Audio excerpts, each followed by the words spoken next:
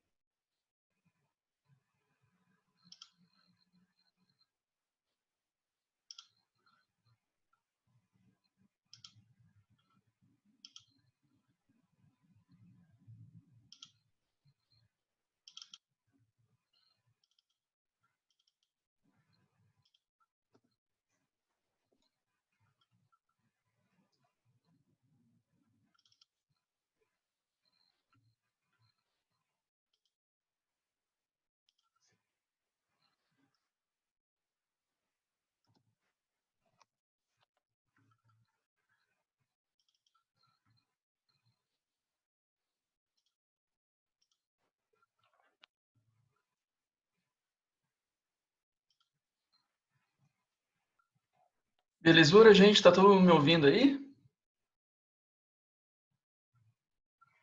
Manda um OK para ver se tá tudo certinho.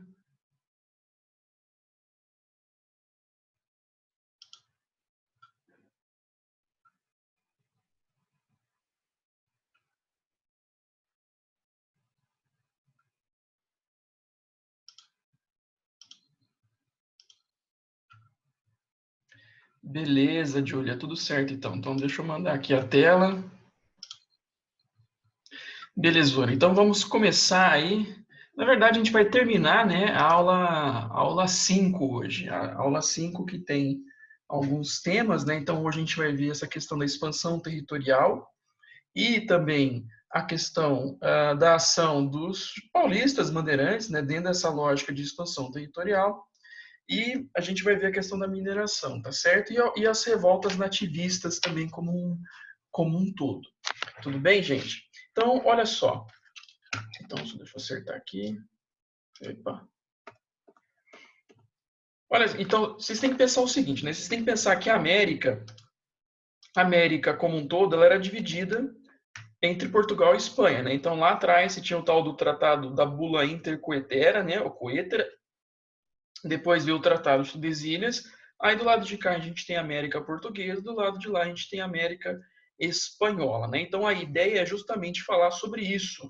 E todas as vezes que vocês virem a palavra sertão, quer dizer interior, tá? Vocês têm que lembrar que os portugueses, de uma forma geral, eles colonizavam apenas o litoral nessas épocas aqui, né? Inclusive nesse mapa aqui é as áreas aqui de devastação.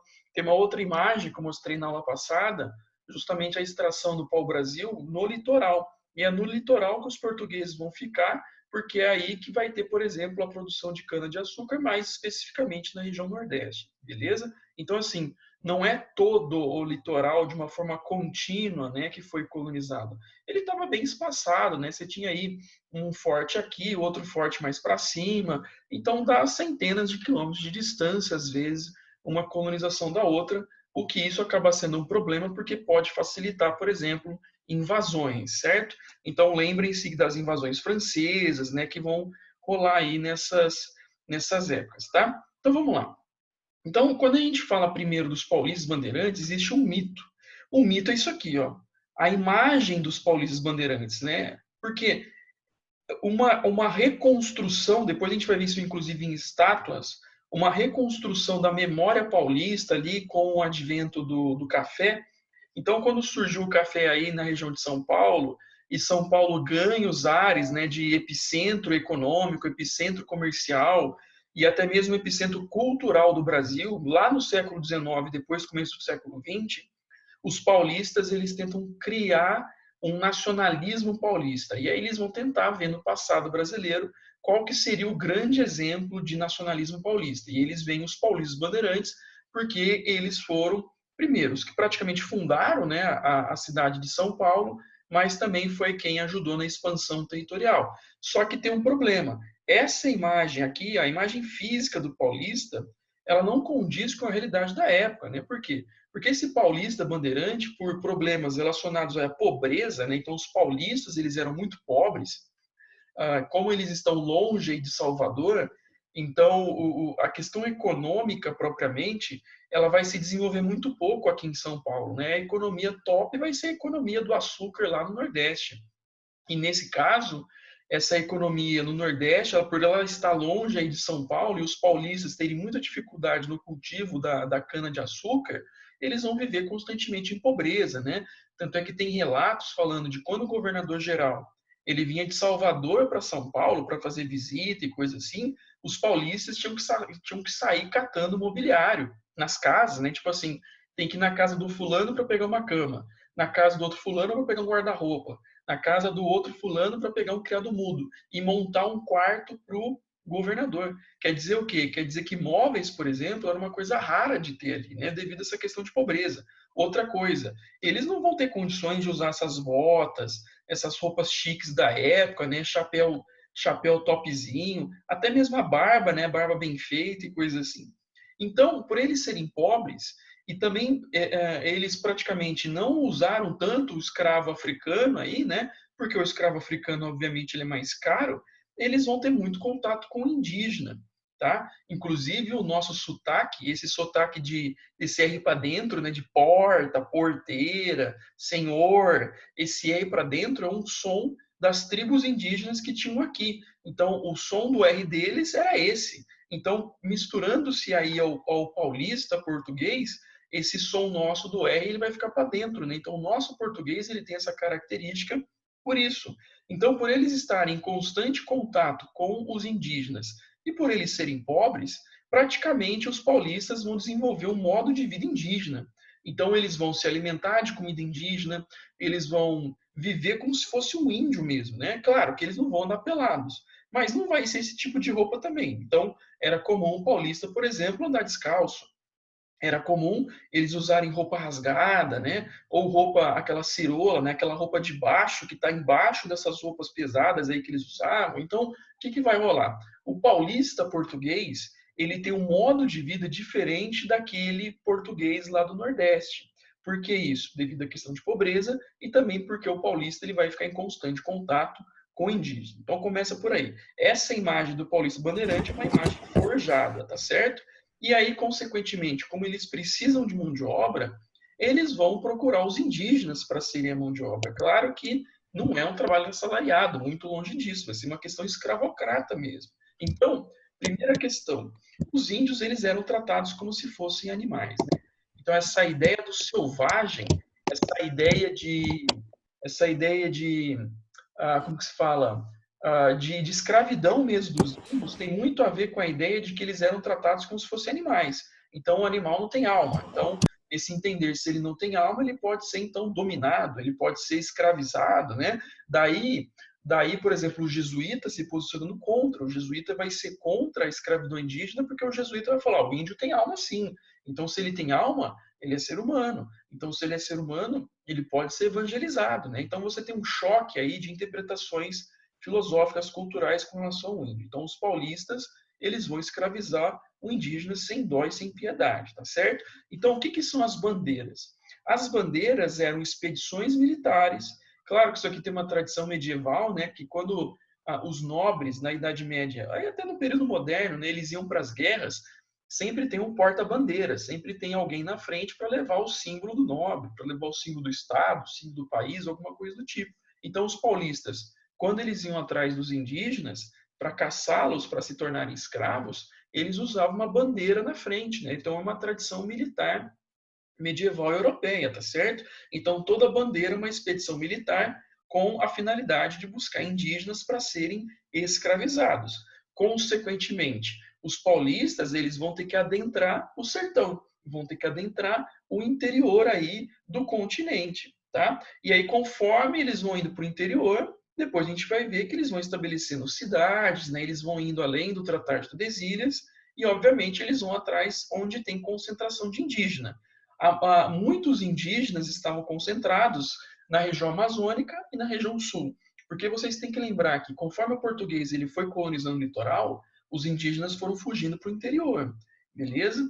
Então, tinha muitas tribos indígenas no litoral, mas com a ação dos portugueses no ato de colonização, esses indígenas eles vão se deslocando para o interior ou eles vão sendo exterminados, tá certo?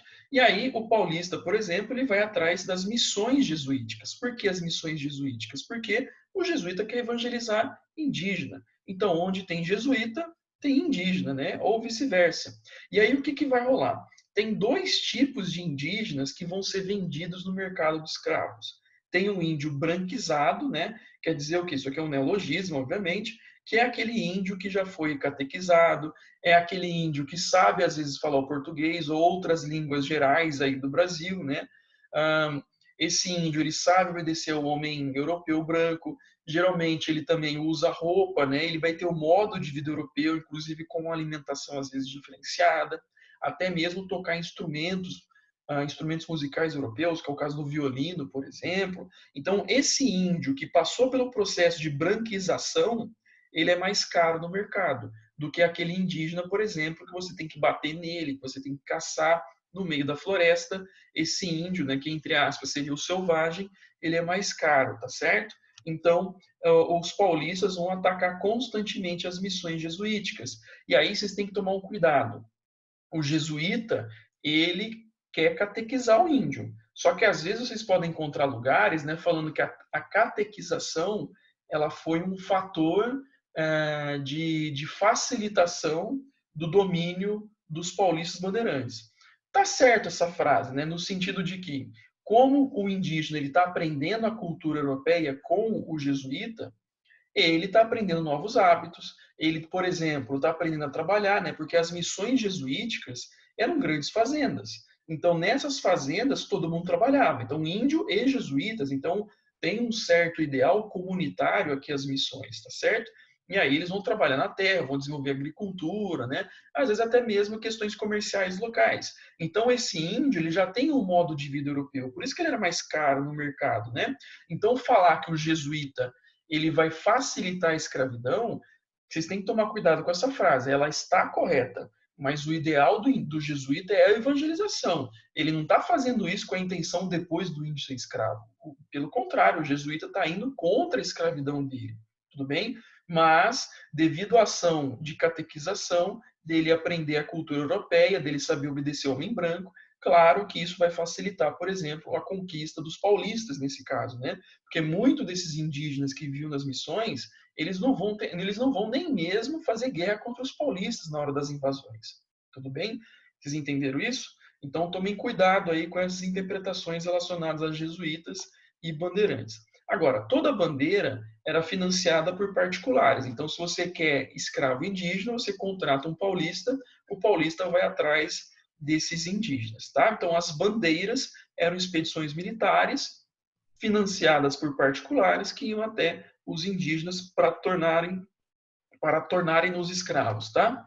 Vamos lá. Então, com isso, eles vão estar adentrando o sertão, beleza? O caso do Raposo Tavares, né? É o caso que ele vai chegar até a Foz do Amazonas, aí por dentro do Brasil, ele vai perambulando. Por exemplo, aqui, né? Ele vai usar essa expedição aqui, depois ele vai chegar pelos rios e vai até o Amazonas lá em cima. Depois tem uma outra imagem para vocês visualizarem melhor, tá certo? Mas aqui a gente está vendo, por exemplo, as entradas e as bandeiras, né? Então, o que era a entrada? Deixa eu só pular aqui, depois eu já volto a essas imagens. O que é a entrada? A entrada também é feita pelo paulista, só que ela tem algumas finalidades diferentes. Então, primeiro, ela é financiada pela coroa. Então, a coroa contrata o paulista para o quê? Para fazer ataques a, por exemplo, tribos indígenas revoltosas ou até mesmo proteção territorial contra estrangeiros invasores. Então, vamos supor, tem franceses enchendo o saco ali em Tocantins e Maranhão. Como a coroa ela precisa de alguém que saiba lutar, então os paulistas são militarizados, lembrem-se disso. Os paulistas também sabem andar no meio do mato, eles sabem andar no interior aí da América Portuguesa, porque eles já aprenderam isso com os índios, né? Você está dentro de uma floresta fechada, Você não consegue ver o sol e não consegue ver as estrelas. Como que você consegue ter uma localização geográfica? Dá para saber pela mata.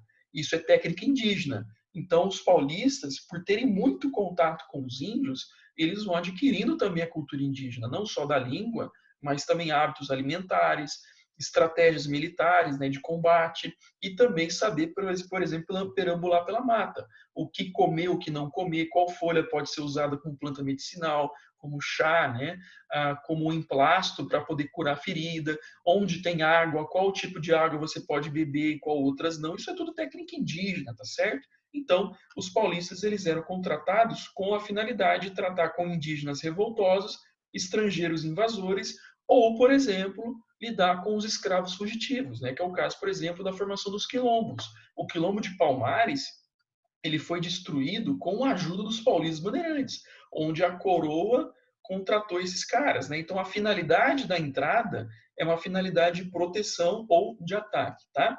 E isso é financiado pela coroa e parte aí do litoral. Então vamos voltar aquela imagem lá atrás. Então essa imagem aqui, ó, ela mostra as bandeiras, mostra as entradas e também mostra a tal da monção que a gente vai ver daqui a pouco, tá? Então as entradas têm a finalidade de proteção e ataque, né? Então parte do litoral, se parte de Salvador, é porque Salvador, capital, financiava, né, esses paulistas para eles atacarem aí, né? O caso de Palmares aqui, por exemplo, na imagem, né? Então Palmares teve a ação aí dos paulistas bandeirantes, beleza? Já as bandeiras partiam de São Paulo em direção ao interior, ao sertão, e aí tem o caso da bandeira e tem o caso da monção que a gente vai ver na sequência, beleza? E conforme esses paulistas eles vão perambulando pelo sertão, são eles que vão encontrar metais preciosos, são eles que vão fundar mais cidades aí ao longo do território, né? E olha só onde que estavam as missões jesuíticas. Aqui as missões jesuíticas espanholas, aqui as missões jesuíticas portuguesas. E detalhe, ó, eles estavam onde? Em território da América Espanhola. Ou seja, já vão pensando aí, com a ação dos jesuítas, tanto portugueses, nesse caso, quanto os paulistas, o território depois vai aumentar, tá certo? E as missões eram um prato cheio de ataque para os paulistas. E aí eu recomendo que vocês assistam aquele filme A Missão. Tinha no Netflix, eu não sei se tem ainda. É um filme dos anos 80, né? Tem o Robert De Niro, tem o Liam Neeson, aquele cara que fez o Busca Implacável, né? Tem o Jeremy Irons, que fez o mordomo recente do Batman. Então, são atores famosos. É um filme que vai mostrar justamente a questão do catequismo aí, né, dos jesuítas, e também vai mostrar a questão dos indígenas se tornando escravos, tanto pelos espanhóis quanto pelos portugueses, e também vai mostrar a disputa aqui nessa região sul, que depois vai culminar com o tal do Tratado de Madrid, tá? Então, recomendo que vocês assistam esse filme. As monções. As monções, elas são ações feitas pelos paulistas, parte de São Paulo, mas são ações por meio dos rios, né? Então, se é feito por meio do rio, quer dizer que tem que ter um deslocamento, às vezes, mais rápido. Consequentemente, eles vão usar canoas. Lembrando que canoa é um instrumento marítimo ou de navegação, né? Feito pelos indígenas, né? Aquela piadinha escrota. Com quantos paus se faz uma canoa? Porque uma canoa é um tronco de árvore só. Você vai lá, você esculpe até ter o barco, né? A função da monção é uma função de transporte, beleza? Então, se você está usando barco, quer dizer que você pode levar mais gente e pode levar carga. Qual é essa carga? Mantimentos, né? Comida e coisas do tipo, armas e escravos, nesse caso, escravos africanos. Então, alguém ia lá, contratava os paulistas, aqui pode ser tanto a coroa quanto particulares, contratavam o paulista para o paulista transportar coisas para eles. Geralmente as monções tinham como destino essa região centro-oeste, beleza? Então, se a gente for olhar aqui nesse mapa agora a gente vê entradas, monções e bandeiras, beleza? Então, todas as flechas que vocês virem que tem rio é monção. Todas as flechas que vocês veem perambulando o território, mas por terra, é mais a questão da bandeira, né? E conforme esses paulistas vão indo aí para o sertão, eles vão estabelecendo cidades, né? Então, a cidade de Cuiabá, ela foi uma cidade criada por paulistas, beleza? No caso aqui, as entradas, né, parte do litoral, no caso do Salvador, tem a função de proteção, então uma função diferenciada. Tudo bem? Então, o que, que vai rolar? Os espanhóis vão chegar uma hora que vão ficar de saco cheio, eles vão perceber que o território deles está sendo usado pelos portugueses e vão entrar em litígio contra os portugueses, beleza? Lembrando que o Tratado de Tordesilhas e a Bula Intercoetera, ela foi julgada pelo Papa. Por que, que foi o Papa o mediador? Porque o Papa, né, católico, e o Estado português e o Estado espanhol eram católicos, beleza? Então, o que, que vai rolar? De novo, vai ter um emissário do Papa que vai fazer o julgamento dessa queixa dos espanhóis contra os portugueses. Né? A queixa dos espanhóis era que os portugueses estavam desrespeitando o Tratado de Tordesilhas e estavam colonizando áreas espanholas, beleza? Aí, tudo bem. Então, vai ter lá o julgamento. O advogado português é o tal do Alexandre de Gusmão, que vai usar um artigo do direito romano, né, o uti posseditis, que é justamente a ideia da utilização do território. O Alexandre de Gusmão vai falar o seguinte, ó, vocês espanhóis, vocês estão aí nos Andes, vocês não desceram nos Andes para colonizar essa região aqui como um todo, né? Por que, que os espanhóis não desceram os Andes? Porque aqui nos Andes tinham as minerações de ouro e prata. Então não era de interesse dos espanhóis descerem. Descer para quê se a riqueza está aqui nos Andes? Essa é a lógica espanhola. Aí o Alexandre de Gusmão vai falar, ó, vocês estão aí nos Andes e esse território todo está vazio. Então a gente está usando porque vocês não estão usando. Essa foi a desculpa, né? Então é mais ou menos parecido hoje com o tal do uso capião. Tá? Se você usa um território por mais de 5 anos e paga o imposto daquela terra, aquela terra pode ser sua, de acordo com a nossa Constituição. Isso aqui é muito parecido com o uti posseditis, né? Então, no final, o que, que vai rolar? Os portugueses vão ganhar a causa, eles vão ganhar a causa, o Tratado de Tordesilhas vai acabar e vai nascer um tratado novo ali em 1750, que é o tal do Tratado de Madrid. Beleza? Então, devido à ação dos portugueses jesuítas e dos portugueses paulistas, como eles estavam em áreas que eram dos espanhóis, praticamente colonizando esse território como um todo, o Tratado de Tordesilhas vai ser desfeito e vai entrar o Tratado de Madrid. E o Tratado de Madrid vai ficar assim agora, ó. Vai ficar com esse contorno aqui. Ou seja, o território da América Portuguesa aumentou, e se vocês compararem, é bem parecido com o Brasil dos dias de hoje. Claro que falta o Paraguai, territórios do Paraguai aí, né, o Mato Grosso que vai vir da Guerra do Paraguai, falta o Acre e falta alguns outros territórios fronteiriços que depois vão ser resolvidos na época da República Oligárquica, assim como o Acre. Tá certo, gente? Então já era Tratado de Tordesilhas, agora é o Tratado de Madrid. Quais são as consequências, então, de tudo isso? Lembrando que o paulista ele tem muito contato com o índio. Então, era muito mais favorável ele desenvolver uma cultura indígena do que, por exemplo, o português do litoral, que está tendo muito mais contato com o escravo africano, né? Então, a aula passada que eu falei para vocês da miscigenação brasileira relacionada a europeus e africanos, ela é muito mais forte no Nordeste nessa época, tá? Nessa época. Porque nessa época as fazendas de açúcar estão no Nordeste e lá vai ser usado a mão de obra negro-africana. Enquanto que, por exemplo, nessa região Sudeste e na região Norte, praticamente é a escravidão indígena que os jesuítas vão bater pesado para terminar, para ter a evangelização. Mas como os jesuítas e paulistas estão em contato constante com os indígenas, então comida, mata, técnicas de sobrevivência, canoa, arco e flecha, banho, né? Banho é coisa indígena, espero que vocês tomem banho todos os dias, tá? Nenhum país do mundo toma banho todo dia como o Brasil, beleza? Porque isso é hábito dos índios brasileiros. Dormir em rede e uma série de outras coisas vai desenvolver aí os paulistas uma cultura própria, ou seja, existia uma cultura paulista e uma cultura do litoral, ou seja, o português paulista vive de um jeito e o português do litoral vive de outro. E aí, de curiosidade para vocês, né?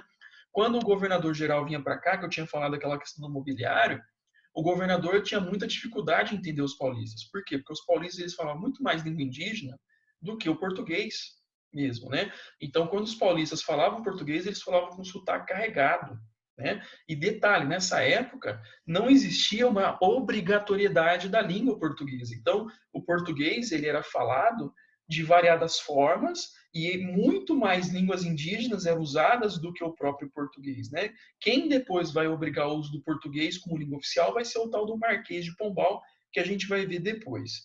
Belezura, gente? E comida, por exemplo, né? Os portugueses lá do litoral, eles importavam a comida da Europa. Pouca coisa eles comiam daqui. Então, como eles importavam comida da Europa, essa comida demora 2, 3 meses para chegar. Quando chegava, obviamente, muita coisa chegava estragada. Então, imagina ter que redistribuir essa comida para toda a colônia. Ela ia estar mais do que estragada. Então, esse era um outro fator também, que os paulistas vão desenvolver uma cultura própria, uma cultura praticamente indígena, tá certo?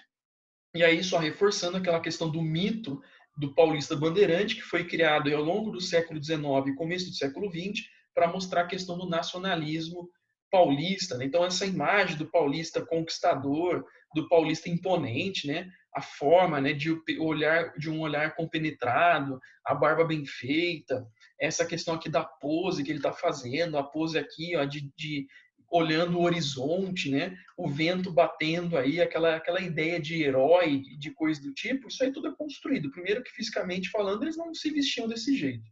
Segundo, é uma ideia de você enaltecer o paulista bandeirante, e sendo que o paulista bandeirante ele era um escravocrata, ele ajudou a exterminar os indígenas. Tanto é que teve recentemente, uns anos para trás, um movimento lá em São Paulo de pichação de monumentos relacionados aos paulistas bandeirantes, de falar assim, como você homenageia pessoas que escravizavam indígenas. Só que eram estátuas criadas lá pelos modernistas. Por exemplo, lá o Monumento às Bandeiras, lá, feito lá em São Paulo, aquele monumento grandão que tem lá.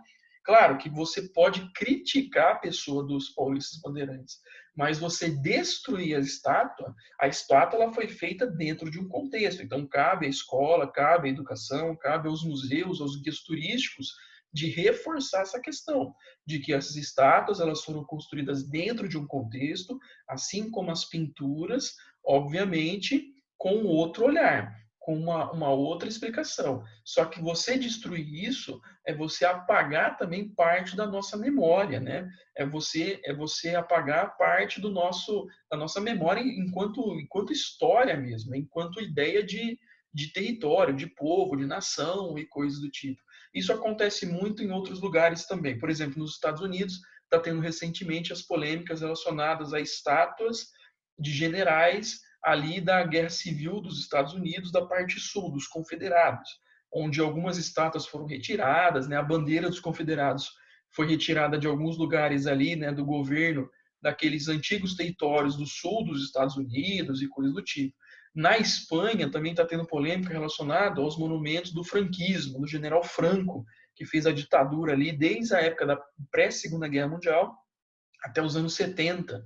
No caso da Espanha, é um caso ainda mais complicado, porque aquelas estátuas estavam em lugares onde a maior parte das pessoas eram franquistas, apoiadores do general Franco, inclusive alguns cemitérios. Que alguns cemitérios só eram enterradas pessoas ali que combateram pelo lado do general Franco na época da guerra e depois, posteriormente, a favor da ditadura, ou seja, o cemitério virou uma segregação sociopolítica. Aí o governo espanhol falou que não, vou acabar com isso aí, vai ser enterrado todo mundo misturado, vai ter a ideia da igualdade, vamos tirar o resto dos mortais aí do General Franco desse cemitério e colocar para outro lugar, porque virou um centro de adoração. Ou seja, a ideia de que, às vezes, essa questão política ela pode se tornar quase uma questão religiosa, é o que a gente vê nos dias de hoje. Muito, né? O Trump lá nos Estados Unidos falou brincando, né, de injetar no corpo alvejante, a galera começou a fazer isso. Não sei se vocês viram essa reportagem. Então tem que tomar cuidado muito com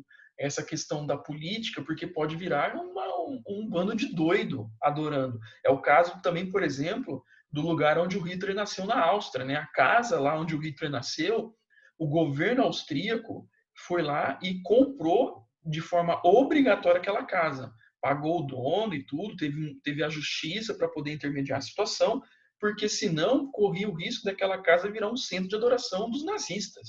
E aquela casa hoje ela está lá, ela existe, não mudou nada, só que ela é fechada, ninguém pode entrar e às vezes nem passar perto ali. Mas eles manteram isso por parte do Estado, porque se um particular chegasse lá e abrisse a casa para visitação, você pode ir lá visitar, legal e tudo, mas tem aquele povo louco que vai lá para fazer adoração e pode você ter uma restauração do nazismo, entendeu? Então, quando a gente fala de memória, essa memória de estátua, essa memória de pintura, ela tem que ser criticada, ela não pode ser aceita de qualquer jeito. Belezura, gente? Então, essa questão da expansão territorial, eu vou acabar agora. Então, aguarda um pouquinho aí, que eu vou encerrar essa gravação para a gente começar outra em seguida, beleza? Alguém quer fazer alguma pergunta aí?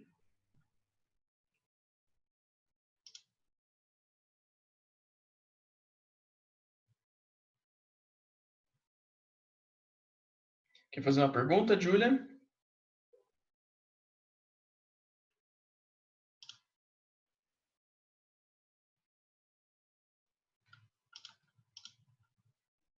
Ah, tá. Então, beleza, Julia. Eu vou cancelar a chamada aqui, tá? Deve ter um tempinho aí para converter o vídeo.